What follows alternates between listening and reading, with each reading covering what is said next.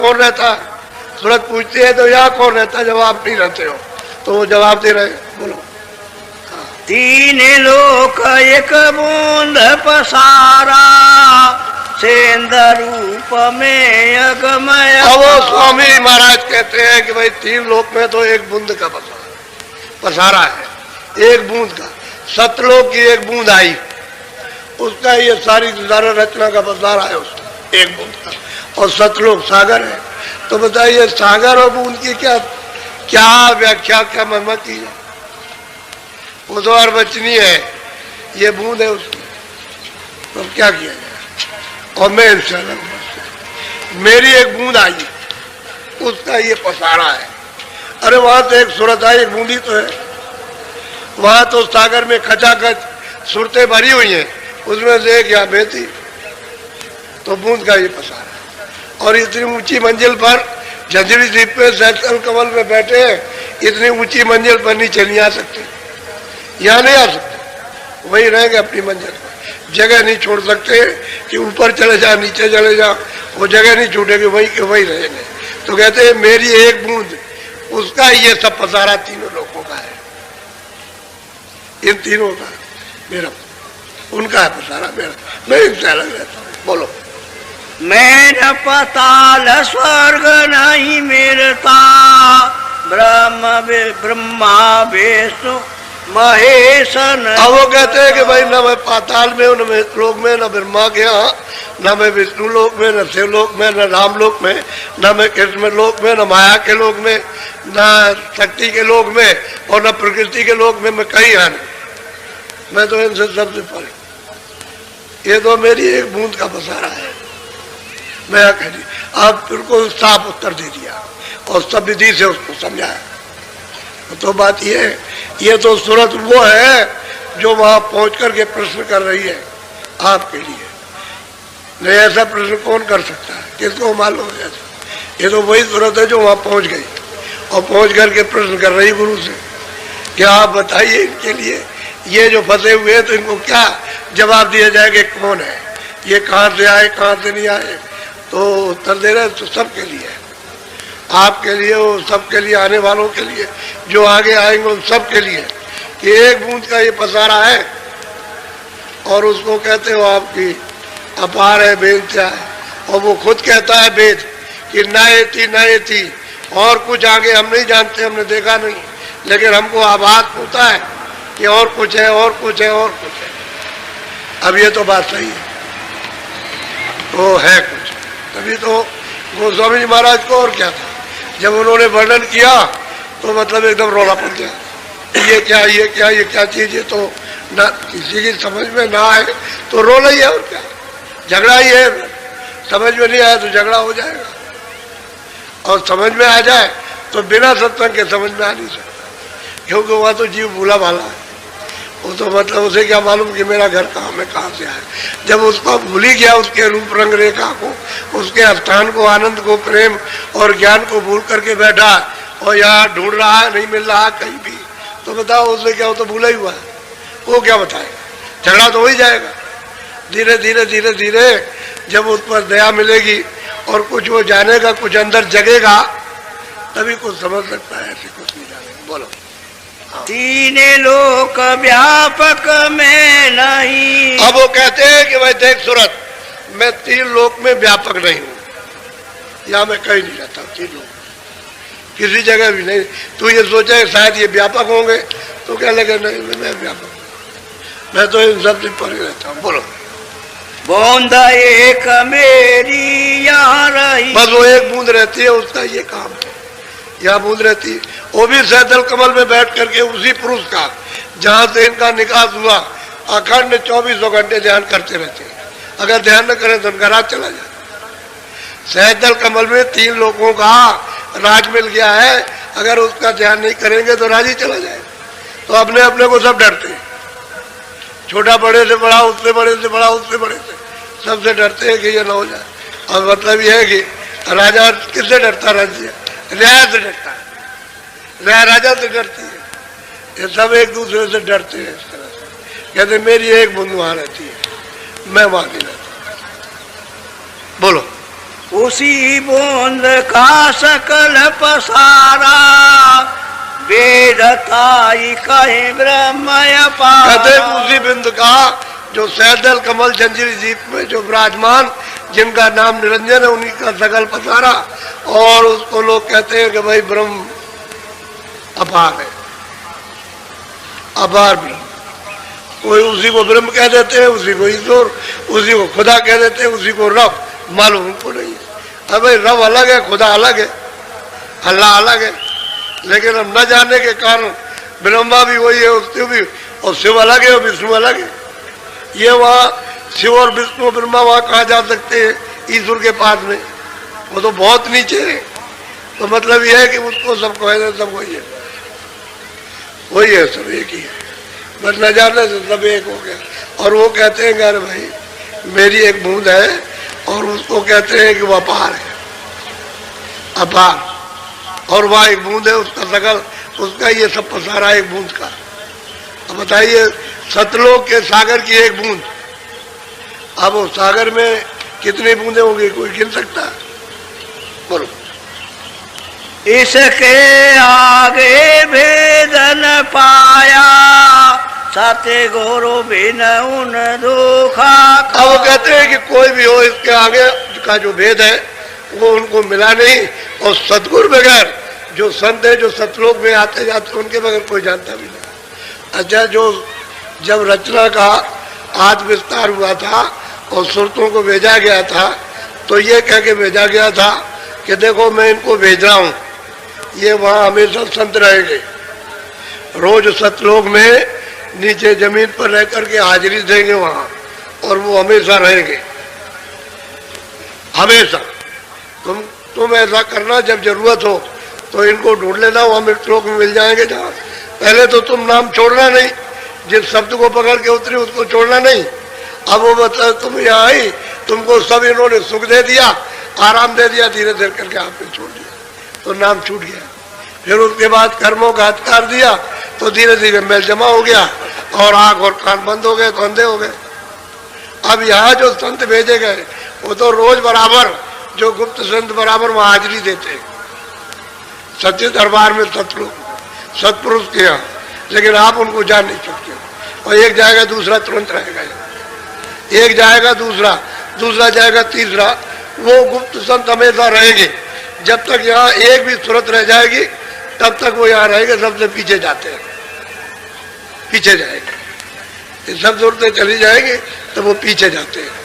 वो गुप्त रहते हैं, वो बराबर हाजिर देते रहते हैं उस दरबार में, तो वो गुप्त ही रहेंगे। लेकिन प्रकट वो आपको बताएंगे। तो प्रकट तो बहुत दिन नहीं हुए, वो तो 700 वर्ष हुए अभी आना उनका हुआ। और प्रकट होकर के तब आपको जगाया, तब आपको रास्ता बताया, तब ले चले आप।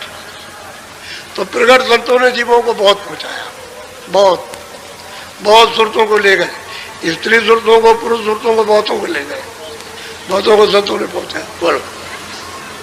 जितने मत है जग के माई, इसी बूंद को सेंध कबर। जितने भी मत हैं इस संसार में, वो कहते हैं कि सब इसी बूंद के, और इसी बूंद को लोग अपार कहते हैं कि ईश्वर अपार है, ईश्वर अपार है, ईश्वर अपार। भाई अपार क्या होगा?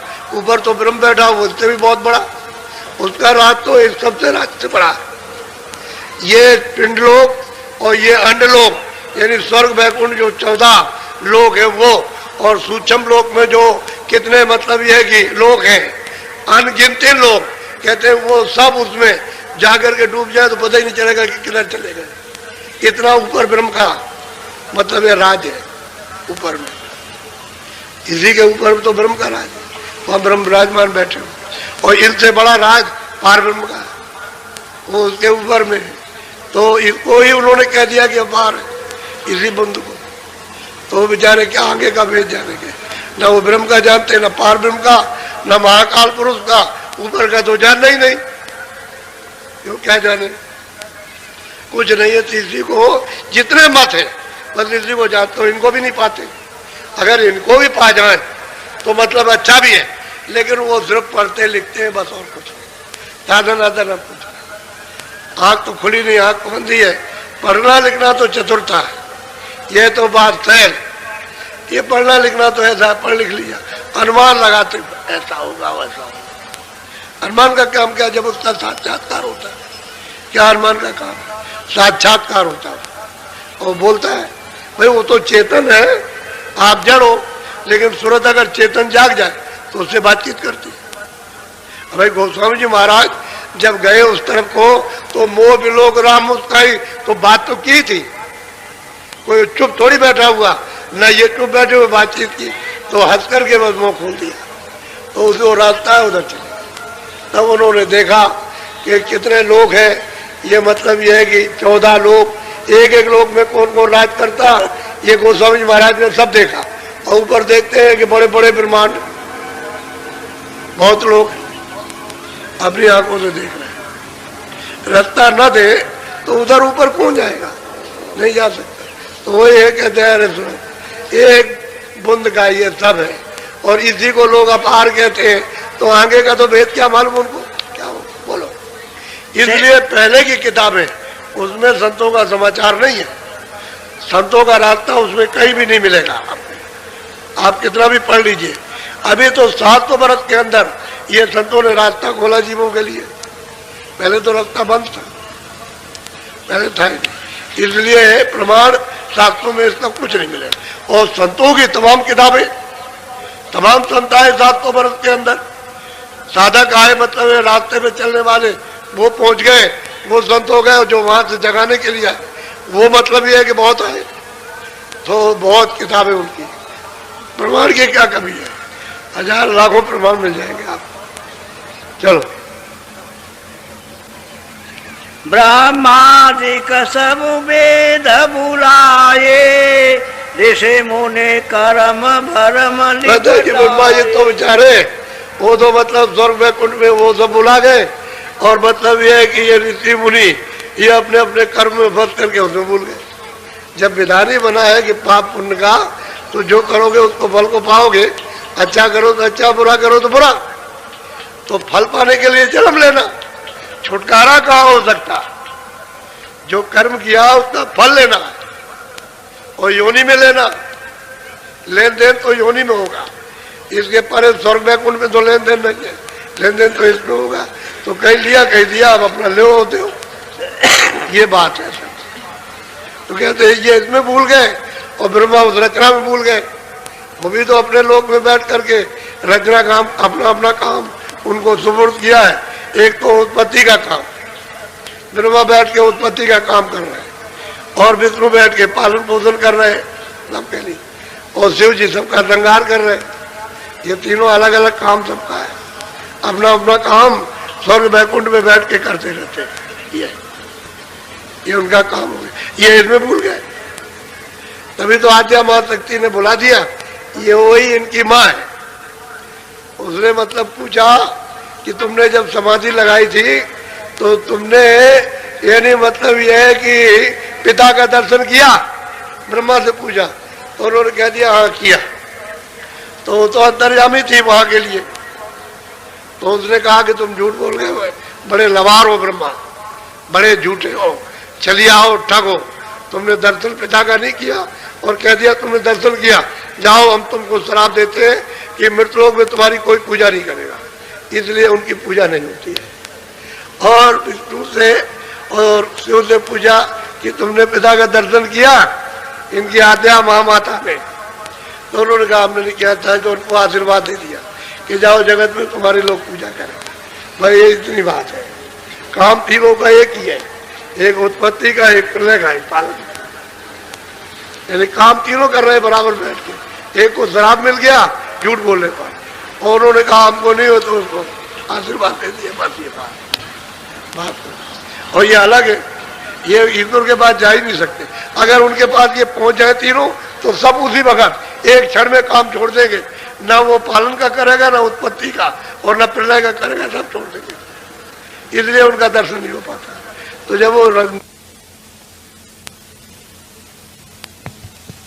इनको भी पूरा बूंद का भेद नहीं मिला, इन्होंने भी नीचे का मतलब एक झलक पाई, उसी को समझने लगे कि हमने देख लिया।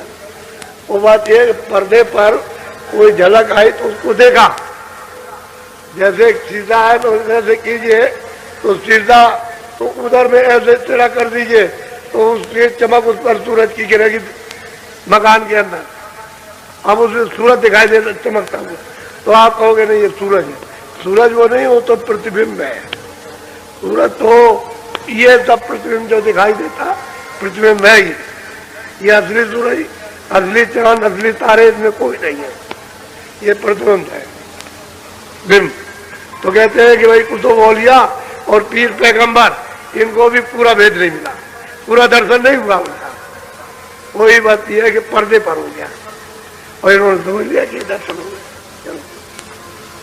सुनो सुरति तुम अपना भेद, तुम हम में थी सदा। अब वो कहते हैं सूरत तू अपना भेद तो सुन ले मुझसे, यानी पहले जब तू थी तो हम में अभेद थी, मुझ में लय थी, मुझ में तुझ में कोई अंतर नहीं था। वो स्वामी जी महाराज कहते हैं कि वो जो अनामी जो पिया है प्यू, जब वहां पहुंच गए वो दर्शन हुआ तो वो कहते हैं कि प्यू हम एक, यानी हम और पिया एक कहते कोई जरा भी फर्क नहीं। अब वो कहते हैं कि नहीं तुम जब थी तो हमें अभेद थी, कोई भेदभाव नहीं था,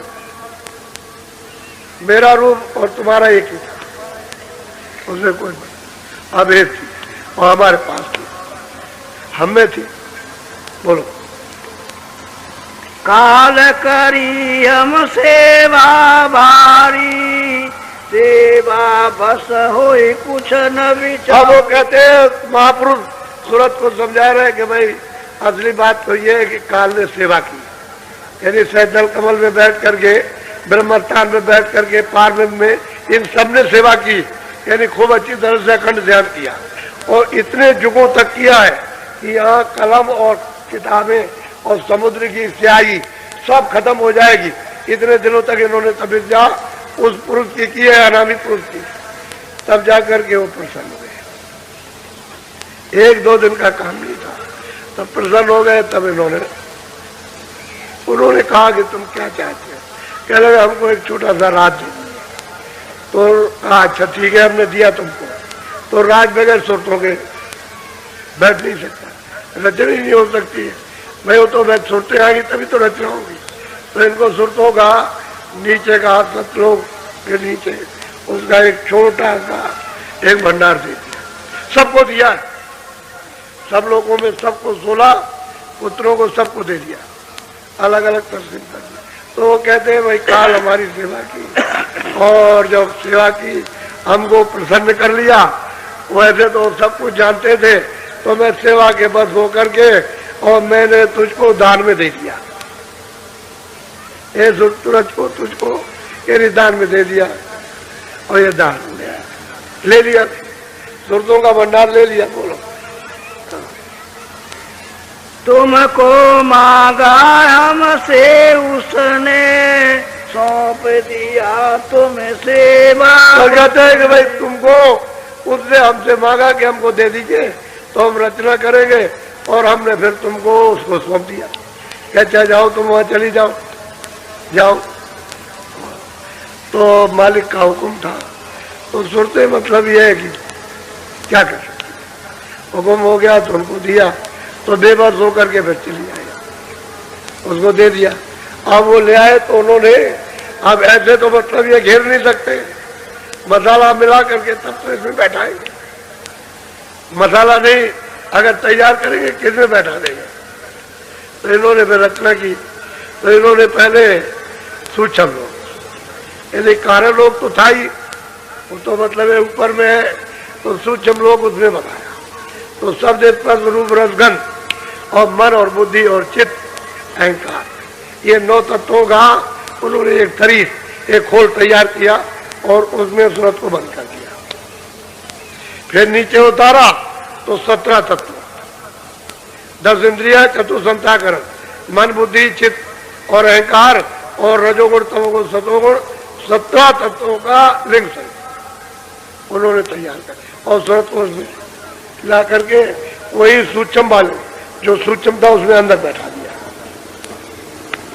फिर जब नीचे उतारा तो इन्होंने 5 तत्वों का कुल बनाया, जल पृथ्वी अग्नि वायु आकाश, तो उसमें उस पूरे को इसमें फिट कर दिया, यानी अलग नहीं है वो सूक्ष्म शरीर लिंग शरीर में और सूक्ष्म लिंग स्थूल में इसमें आ गया, इसी के अंदर है। अब इसको एक एक करके कपड़े को उतारना है, पहले बाहर का कपड़ा उतारो, फिर उसके बाद में फिर दूसरा कपड़ा, फिर तीसरा कपड़ा, आखिर में चौथा कपड़ा। 4 कपड़े उन्होंने डाल रखे, इसमें जुर्रे फंसा ली गए। बात तो असली है। तो कहते हैं उन्होंने तपस्या की और मुझसे तुमको मांगा, और मैंने मतलब ये है कि उस तपस्या के यानी खुशी में आकर के तुमको सौंप दिया कि तुम चले जाओ वहाँ, और ये कहा था कि मैं गंदगी छोड़ आना, और फिर तुम चली जाना, गंदगी वही रहेगी, उसको निकाल के हमने बाहर कर दिया, यहाँ फिर कोई गंदगी नहीं रहेगी। बोलो। काल लाई तन मन को घेरा, दुख सुख पाया तुम बहु तेरा। अब वो कहते हैं महापुरुष के सूरत जब मांग करके तुमको ले आया यहाँ आकर के, तो यहाँ नीचे मृतलोक में उतारा, तो उसमें मतलब ये है कि ये मसाले का ये पिंड बना करके और उसमें बंद कर दिया, ये तन और इंद्रियों इसमें बंद कर दिया, और तुमको फिर अपना उसने कानून सुना दिया, इसमें बदला दिया और घेर के रखा है कि हमारा ये कानून डुकी पीट दी कि जो भी पाप पुण्य करेगा अपनी इच्छा से मर्जी से, हमारी तरफ से कोई हुक्म नहीं है, हमने तो बना दिया ये पाप ये पुण्य जो करेगा अपना अपना भोगेगा। तो ले आकर के उसने यहाँ दोनों आंखों के पीछे दरवाजे में बैठा दिया। अब पाप पुण्य जो कुछ भी करोगे ये सब गंदगी इसके ऊपर जमा होगी, ये सूरत बैठी इसके ऊपर जमा होगी और यहीं से लदना शुरू हो जाएगा, और इतनी लदेगी इतनी लगेगी इस चतुसंताकरण में, ये उसका हृदय दिल है, वह इतना लग जाएगा कि जरूरत दब जाएगी। आँख बंद हो गई, कान बंद हो गए, पहले तो खुली थी आँख, कान भी खुले थे, आँख भी खुली थी, पहले बंद नहीं थी। जब कर्मों का नियम नहीं बना था, अधिकार नहीं दिया था, तो आँख भी खुली थी, कान भी खुले थे, और रोज देखते थे, रोज जाते थे, और कितनी सूरतें वापस लौट गई थी। लेकिन बीच में जो झगड़ा लगा दिया, अब यही से रुकावट हो क्या, अच्छा तलाशी दो तुमने क्या किया, कितना तुम्हारे पास पाप है और कितना पुण्य है, तो इधर से निकाल के ले गए, वहां तलाशी नहीं, तो आपके पास पाप भी निकलेगा पुण्य भी। तो उन्होंने कहा चलो जेल खाने, बस फिर ले गया जेल खाने, फिर बंद करेगा जाकर। वो तो उधर देखने ले जाने वाले तो प्रकाश में बैठे, तुम ही अकेले अंधेरे में हो, वो जो ले जाएंगे ले आएंगे अंधेरे में नहीं, वो तो रोशनी में बैठे हुए, लेकिन तुम समझते हो जो हम कर रहे हैं वो नहीं देख रहे। दुख में देखा हमको जब ही दया उठी हम आए तब। कहते जब हमने तुमको जब यहाँ मृतलोक में जब दुखी देख, क्योंकि गुप्त संतों ने जब पूरा संदेशा दिया कि वह जीव रो रहे तड़प रहे और इस तरह से चिल्ला रहे, कोई नहीं सुनता, काटे जा रहे, ये है नरकों में जा रहे, तो कहते हैं कि फिर हम तुम्हारे प्रति दया आ गए, तो फिर हम फिर यहाँ आए तुमको ले जाने के लिए, तभी तो उपदेश किया कि दया आ गई। अब वो तो दया का सिंध है, इनके पास तो थोड़ी दया, अरे बूंद के पास तो थोड़ी दया हो, तो सिंध अपार है, उसमें दया का सागर ही है अपार।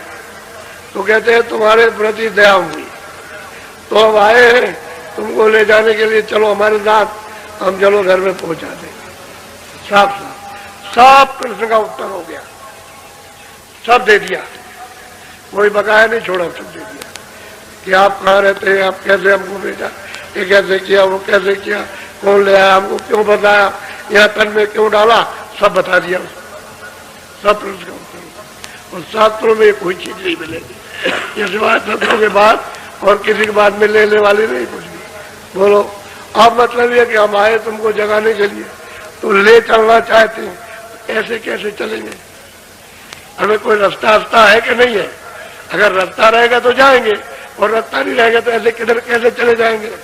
तो वो बता रहे हैं, सुनिए जरा सा, बोलो।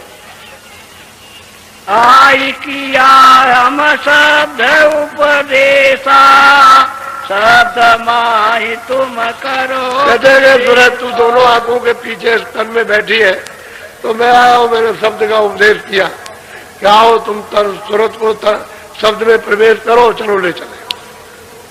अब वो बताएंगे कि भाई शब्द यहाँ है, नाम यहाँ पर है, डोरी यहाँ पड़ी हुई है, वो सब बताएंगे। यहाँ डोरी पड़ी है, इसको पकड़ो। ये कहेंगे कि हमने तो तेरे लिए सुलभ सीढ़ी बना रखी है, तू चढ़ चल, मैं ले चलूंगा, चढ़ती चल, चढ़ती चल, मैं ले चलूंगा, तो चल। तो चढ़ाएंगे नहीं तो कैसे कहेंगे? चढ़ाते ले चलते हैं सीढ़ी पर। तो कहते हैं हमने शब्द का उपदेश, नाम का उपदेश आकर के हमने किया कि और कुछ नहीं, सुलभ है, सीधा है, सहज है कल युग में कि सूरज को नाम के साथ में प्रवेश करना, नाम से जोड़ दो, उसमें ले करो, चलो घर में चलो।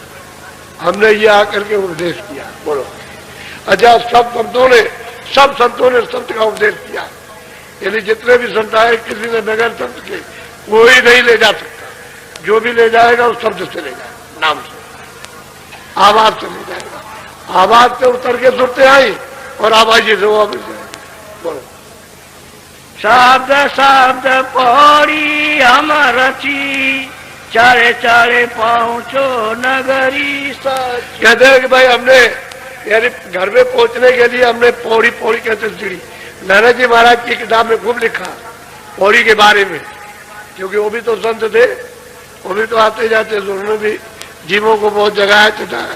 कहते हैं हमने पौड़ी रची, सीढ़ी बनाई है ऊपर चढ़ने की, गगन में आकाश में जाने के लिए। आकाश में ऐसे थोड़ी चढ़ जाओगे, वो तो सीढ़ी है, सीढ़ी चढ़ो तो नाम को पकड़ो, एक स्थान पर दूसरा नाम, तो दूसरे स्थान पर तीसरा नाम, तीसरी आवाज, तीसरा आवाज तो चौथे पर। कहते हमने पौड़ी बना रखी सीढ़ी, उसमें धीरे से चढ़ चलो, नाम की डोरी पकड़ कर, और पीछे से हम तुमको लेते चले, कोई तकलीफ नहीं होगी, चल चलो।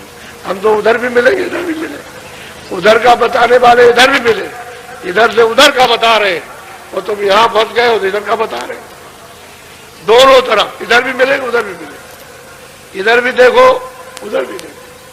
उधर दूसरा रूप है, वो जो पहले जो तुम में थी अरूप में, वो उधर रूप है, और ये तेरा रूप है, जिस तन में तू बसी है वही तन है।